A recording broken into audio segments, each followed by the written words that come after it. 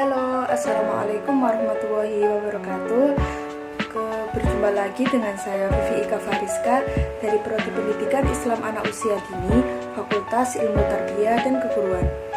Dalam video kali ini saya akan membahas tentang perkembangan identitas gender pada anak usia dini. Kalian tahu apa sih itu gender? Gender dibentuk karena adanya faktor dari lingkungan, adat istiadat, dan budaya. Gender merupakan karakteristik laki-laki dan perempuan. Contoh dari laki-laki seperti ayah, yaitu berambut pendek, memakai kopiah, dan tidak memakai aksesoris. Sedangkan contoh dari perempuan yaitu menggunakan jilbab, berambut panjang, dan memakai aksesoris. Lalu, apakah ada perbedaan sifat laki-laki dan perempuan? Tentunya, anak laki-laki dan perempuan memiliki sifat yang berbeda. Seperti anak laki-laki menggunakan logikanya, tegas berwibawa, dan anak laki-laki juga bisa jadi pemimpin. Sedangkan anak perempuan cenderung memiliki sifat menggunakan perasaan, lemah lembut, dan memiliki pemikiran yang leluasa. Oleh karena itu, penting sekali untuk memperkenalkan gender kepada anak usia dini karena untuk membentuk kepribadian dan moral anak. Selanjutnya ada aspek perkembangan identitas gender. Diawali dengan determinan genetik jenis kelamin pada saat konsepsi, setiap orang mengalami perkembangan melalui serangkaian tahap perkembangan untuk belajar dari diri sendiri dan lingkungan sebagai laki-laki atau perempuan, serta menginternalisasikan identitas gender sebagai bagian konsep diri dan memperoleh hal-hal yang disetujui oleh stereotip gender, budaya, dan akhirnya mengadopsi sebuah peran gender yang sesuai dan tidak sesuai stereotip gender dari lingkungannya. Berikut tahapan aspek perkembangan identitas gender pada diri setiap individu, yaitu 1.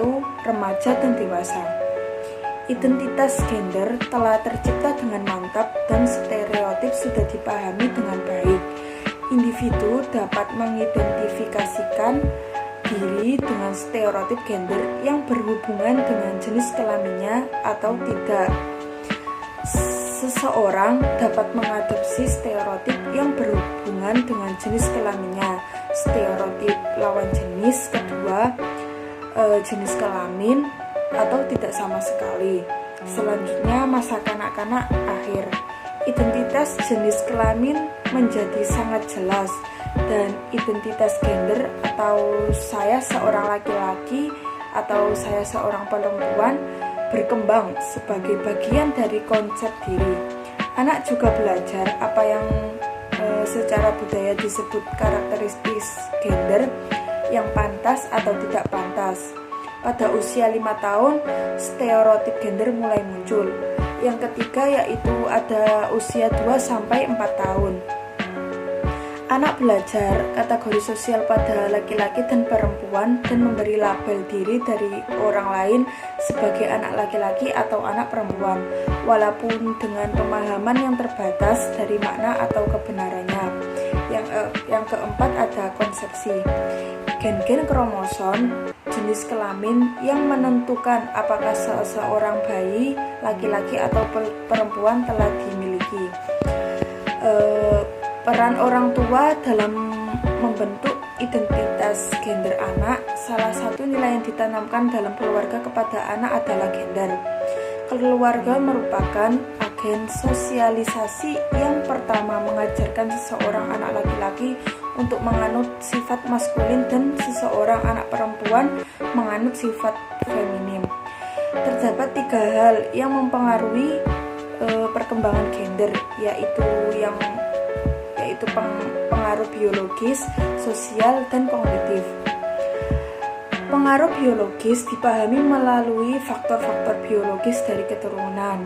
Yang kedua, pengaruh sosial dipahami memiliki faktor-faktor yang muncul dari interaksi antara seseorang anak terhadap lingkungannya, baik dalam keluarga, budaya, masyarakat, media, maupun sekolah. Yang ketiga, pengaruh kognitif yang dipahami bahwa pembagian gender anak terjadi karena anak berpikir bahwa dirinya laki-laki atau perempuan. Setelah mereka secara konsisten menyadari bahwa dirinya laki-laki atau perempuan dengan memiliki aktivitas, objek, dan sifat yang konsisten dengan label yang diberikan. Setelah mengetahui klasifikasi tersebut, maka kita dapat menyimpulkan bahwa pengaruh orang tua diklasifikasikan sebagai pengaruh sosial terhadap gender. Peran orang tua terhadap perkembangan gender adalah awal yang penting dalam suatu komunitas karena merupakan lingkup terkecil dan terdekat dalam suatu hubungan interpersonal. Peran ini akan menjadi pola yang membentuk karakter sebuah individu terhadap perkembangan gendernya.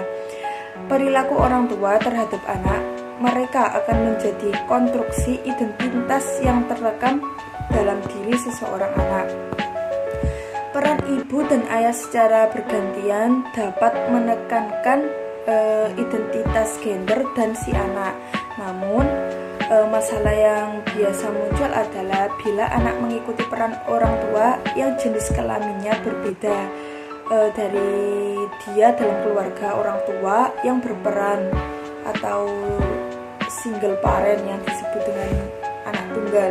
Misalnya anak laki-laki yang mengambil peran ibunya sering bersifat seperti perempuan dan sering tidak disukai oleh teman-temannya, sedangkan anak perempuan yang bersikap seperti anak laki-laki sering dicemooh atau bisa disebut dengan tomboy oleh kawan-kawannya.